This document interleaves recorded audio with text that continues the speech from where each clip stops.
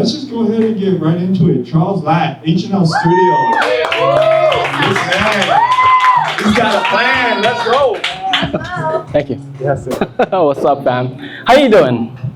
How you doing, guys? I'm so glad to see you. Yeah, I want to just really follow up on that. Thank you to DJ Hot Boy. Appreciate you being here. The Gatsby team, for real, pulling this together. It's teamwork. Inspire Collective Hawaii, believing in us, believing in the young adults, believing in young entrepreneurs, that God can work with all of us, for sure. Yeah. And that's why we're here, guys. We're not here to just hang out, which is good. You know, it's awesome that we're here to hang out, but God has more for you. And I'm hoping that we can all kind of unlock that today, for sure. Does that sound good, guys? Yeah. Okay, perfect. Okay, so what I'm going to be talking about is navigating the realities of an entrepreneur in Hawaii. Is that okay? Yeah. I feel like I have permission to say that, just to talk about it, because I'm born and raised here. And even if you're not born and raised here, I feel you can really relate to some of the stuff I'm talking about. And so, just real brief introduction. Child of God, father, husband, and overall believer. Jesus found me and saved me. And yeah, we have this company, H&L Studios, which I really love. It's an amazing team. God is doing a lot of work in us, for sure. And so, as you can tell, I really love business. Who here loves business? Or like just being an entrepreneur, right? It's such an amazing thing. Like to me, when somebody asks me, like, why do you want to be in business? You know, why is it cool? And I feel like it's like whatever you have in here, you can make it happen out here, right? Yeah. Like God gives you like a vision, you know, he gives you like a thought, he gives you like a burden even. Like, man, something's wrong right here. You know, I think I know how to fix this, right? And that's kind of what business is, you know? And so as we kind of talk about business today, that's kind of what I'm talking about. Okay, guys. So some of the common things that we as people, whether you have like a full-on business with team, or like, I'm just starting out, I'm trying to figure this out, I don't know what I want to do, or how to even get this started. Some of the stuff that you run into is just one, we're just here in Hawaii, right? Hawaii is like expensive, right? Like, like here in Hawaii, like the odds are stacked against you. Do you realize this? Like the odds are tough. Right? Like, it's not easy having a business here. It's hard to even get like retail space. Let's say you wanted to throw up a shop or like start a studio, right? It's very difficult. It's very expensive. And like, just even trying to get your own place to live, right? Like your own spot. Like maybe to buy your own place. I'm still living with my parents. Who here is living with their parents? No shame. All right? Parent love for sure, right? For sure. Roommates, right? Living with roommates. And you're around certain things when you're in that environment, right? Like for me, my parents, like they didn't really pressure me. I'm Filipino, right? But they didn't really pressure me like some of my other Filipino brothers and sisters have gotten. But I remember them dropping like, you should be a lawyer. You know, you should kind of grow up to be a lawyer, you know, and that was cool and all, but I know they had certain expectations of me, right?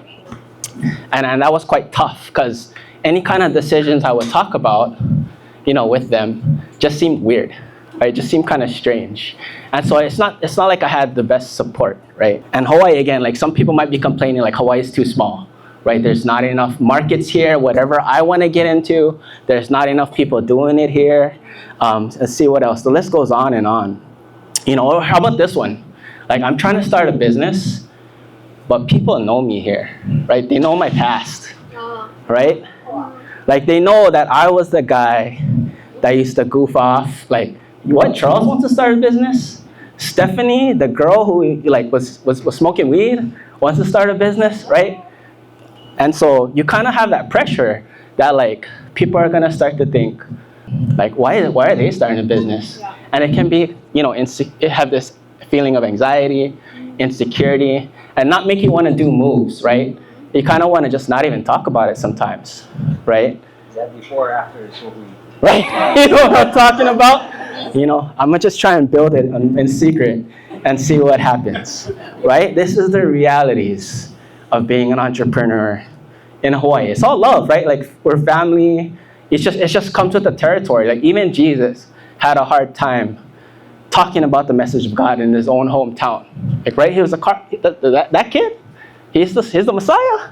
Are you sure? Yep. Right? You know, with comes that, like, you're worried about, like, what are my family gonna think? What my friends are gonna think? You know, maybe even knowing a lot of people here, right? You kind of see them doing big things, right? Maybe other people that you went to school with, that like you graduated high school with, like, oh, they already got their business going on, and then what am I doing, right? It's easy to compare and fall into that comparison trap as well. Are we feeling this, guys? Or is it just me, right? So I'm not here to give you a bunch of problems. I just want us to be real with what they are. Because as entrepreneurs, you do want to be able to know where you're weak, but definitely know where you're strong. Okay, that's how we really overcome things, right? Through our strengths and our weaknesses. So I'm gonna bring you guys real quick tonight 3 ways to be able to overcome these challenges. And the first one is to be self-aware. Yeah. Okay? Be self-aware. Yeah. Who here likes cars? Anybody? Car liker? Car lover? Okay, let's go. Give me a car. What you got? Well, ask R8. What's that? R8. R8, like Mazda. What is it? Audi. Audi. Audi R8. Okay. It's a nice car. Awesome. Wait, what's a car you like? You don't have to own it, but what's a car you like? Henry? Honda Fit 2018. Oh my God. There we go. Guys. Henry, Honda Fit. That's what's up, man. That's what's up. All right. There you go. Give me one more car. Anybody? Dream car. Whatever you got. Okay, let's go. What you got? Yeah. 1968 Steve Park. Sebring. Stingray. Okay, sorry. I don't even know what that looks like. I gotta Google that. Okay. Let's go with the R8. Okay, we'll go with this first example. Okay. For the R8, how much does that cost, you think, retail? For the Audi? How much? 107. 107. 107. So 6 figures for this car. Is that correct? I just want to clarify. 6 figures. Okay, 107,000. Okay. All right. So this car. Okay, I remember what this looks like. Real sleek looking, very powerful. Right? Demi. German engineering. Right? Audi is German, correct? Okay. Beautiful car. Nice ride. All right. Now we're going to switch gears, and we're going to talk about this place called Baja, Mexico. Okay? Baja, Mexico. And has anybody been there? I see some giggling. Anybody ever been there? Okay. Yeah, Baja? Okay. All right. I've never been there, but how I know it is when I grew up, I played a lot of video games. And in Baja, they're known for like off-roading, four-wheeling, amazing trails out in the desert, you know, just amazing contests and competitions and that type of thing, right? And now imagine, like, in this amazing racetrack, off-roading, we drop the Audi R8 right there. Okay, right there, the Audi R8. All right? And he's going up. Audi R8 going against, you know, four-wheelers, big tires, right? You can kind of imagine how the R8 might do, right? Probably not so hot, okay? But it's a beautiful car. It's well-designed, engineered, $100,000 worth of engineering, right? But when you put it on in Baja against these other off-roading vehicles, you're kind of feeling mismatched, right? You're kind of not designed for the off-road, right? And after a while, driving the R8 long enough in Baja, Mexico, you might feel your car's inadequate, that it's not in the right place. And you might even think something's wrong with me. Something's wrong with my car, okay? But nothing's wrong with the R8. It was designed to be a fast, beautiful car. Okay, the problem is it's in the wrong place, right? It's on the wrong track. If you can kind of think about it. You follow me, guys? Yeah. Now I'm asking, like, okay, for you guys now, we all have giftings, we all have strengths, we all have weaknesses. What track are you on right now? Right? What is your track that you're on? Do you guys feel you're in 6th gear? Or are you kind of struggling in 1st and 2nd? Hitting bumps, hitting stresses, hitting, the things we call life, right? And so it's important that when you are designed a certain way, in order for you to go fast, that you be on the right track, okay? That you put yourself on the right track. And what's great about entrepreneurs, we have a choice, guys. We have a choice of what track we go on, okay? You can decide. That's what's really beautiful about it, right? And nothing wrong with my 9-to-5ers, okay? I was 9 to 5 for like how many years, okay? But you can't understand, you can't choose the track sometimes, right? But entrepreneurs, we can. And so, know where you're strong and kind of know what track to be on, okay? And if you're not on the right track, you can then, start to pray, start to think about it, and see what track does God want you to be on? Where are you best used for your gifts, your strengths, right? Are we following this, guys? Are we good? Okay, so let's say I don't even know what I'm strong in. I can't even tell. Like, I'm too early in this. I haven't done a lot.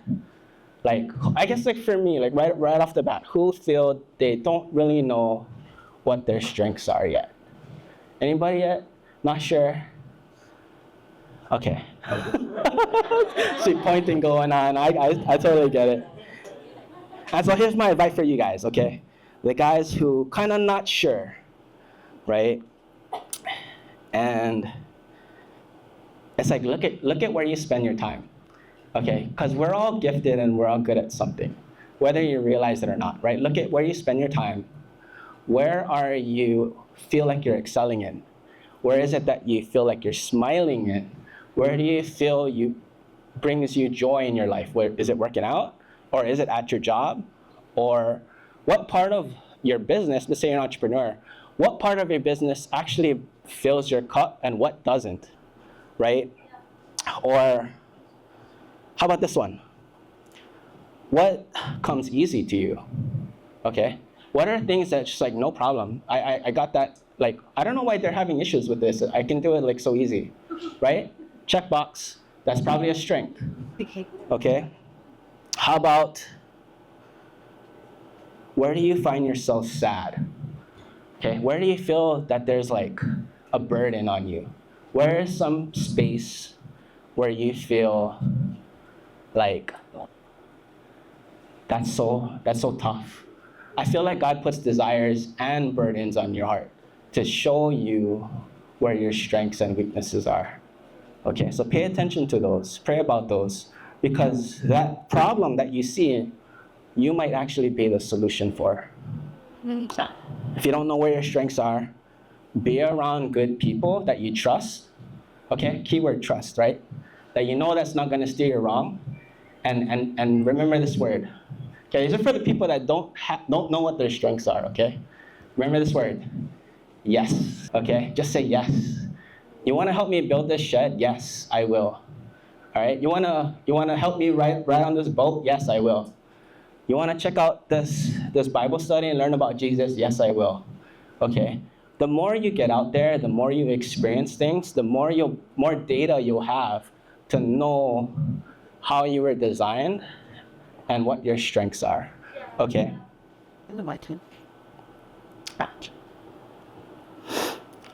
I'll bust out one more quote since Chris Lynn talked about Tupac. Okay. There's a quote by Jay-Z. All right. His quote is, "I'm not a businessman. I'm a businessman." All right? And what he's trying to say is, I don't do business. I am the business, right? It's me.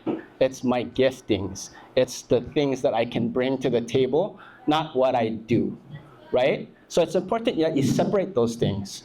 that it's not about what you do. It's about what God has actually put into your heart and what gifts He has given to you. Are we following, guys? Okay. Awesome. Okay, second tip to overcome this. Okay, this one's gonna hit home. Okay, I feel like when I put this down, I was like, nah, nobody's gonna feel this one. But I feel like this one will hit, okay? Aim to be at the top. Okay, I feel like a lot of us are in their industry right now, right? And we're kind of like swindling and muddling around in the middle of our industry. Okay, we're kind of lost in the sea of like competition and saturation and whatever words that we want to make up in our mind about what's going on, right? And so my advice for you guys, okay, is to not be okay in that area. Okay, of course you want to pray to God, ask Him about it, but my advice is to aim for the top. For example, like who here has done pillbox hike? Pillbox hike, right? Beautiful, nice hike. I used to do it in the young adults ministry during nighttime. It was awesome. But nobody does a pillbox hike halfway, okay? Nobody goes up, tries to build their website, tries to get their marketing up, tries to get reviews, or whatever it is, and then sit halfway at the hill. Okay, there's no fun in that, guys. You just gotta make it to the top, okay? So whatever it is that you're up to right now, just don't be okay with half finishing it. Just keep going until you've accomplished what you've wanted. Okay, entrepreneurship is a game of like not submitting, right? Not giving up, kind of like marriage, right? You keep going, you push, right? And so your goals should always want to be make it to the top of pillbox. You can chill up there once you're there. Okay, enjoy the view, guys. It's worth it. All right. Okay, one more thing. Okay, for us business people. Okay, like Charles, you're getting too pie in the sky here.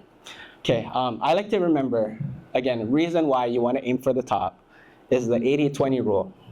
Okay, and how we use it in this context is that 80% of your customers in your industry typically go to the top 20 suppliers. Okay, 80% of your customers in your industry usually go to the top 20 suppliers. So that means the top 20 people in your industry are absolutely killing it. Okay, they're profitable, they're building teams, they have marketing skills, and they're getting all the clients. You want to shoot for the top 20 in your industry. Okay, guys, don't be in the middle. It's really tough over there, okay? That's where you kind of struggle with like not having enough team, not having enough budget, and just being tired, okay? So, are we okay? Okay, cool. Cheat. All right. Okay, my last point is know where your strengths come from, okay? Again, I did mention entrepreneurship is an endurance game. It's about not giving up, right? You ask any of us who've been around long enough, it's just a matter of not tapping out, right? Enduring to the end. Keep going, one foot after the other. And so it's important that you take inventory of what is actually driving you, okay? Is it ambition? Is it to be able to level up in life? Or is it fear, maybe? Maybe afraid of the past, possibly? Or, maybe I just want to prove somebody wrong. Okay, this guy messed me over 4 years ago. I want to prove to that person that they don't got nothing on me, okay? And although that might be powerful, you gotta be careful what kind of fuel you're filling your car in, okay? You gotta be careful that certain fuel won't serve you well. And when you actually get to where you want to go, you realize that might not be the place that you actually wanted to end up in. So for me, I feel for me, what fuels me is my family, right? My parents. I don't have that good of a relationship with my parents, but I do love them very much. And so I just ask you, like, what motivates you and what actually fills your cup at the end of the day, right? What is actually making you continue to push with your business? Because you're gonna need it. Like, again, like this is fuel for you. right? I know you felt it where I'm just like sitting in my chair and I'm like, I'm done. Like, I don't even know if I want to keep going, right? And you're gonna need that motivation, that reason why, and that help, right? Psalms 121, I lift my eyes up to the mountains. Where does my help come from? My help comes from the Lord, the maker of heaven and earth. The maker of heaven and earth, the maker of me, the person that created me, and my help comes from him. Lord, help me today. I think I'm drifting.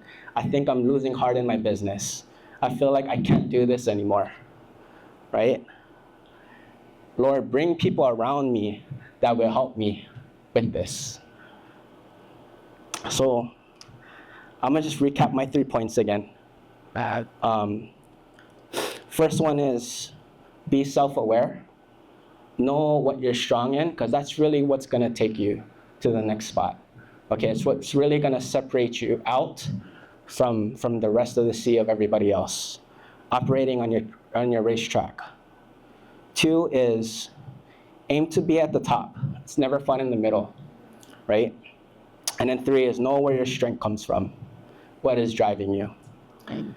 And so I encourage you guys to leverage the friendships that you made today, okay? And not just today, just wherever you're at, the people that you meet, or if you go to Inspire, the people that you meet at Inspire, we're definitely a great church. So definitely leverage that.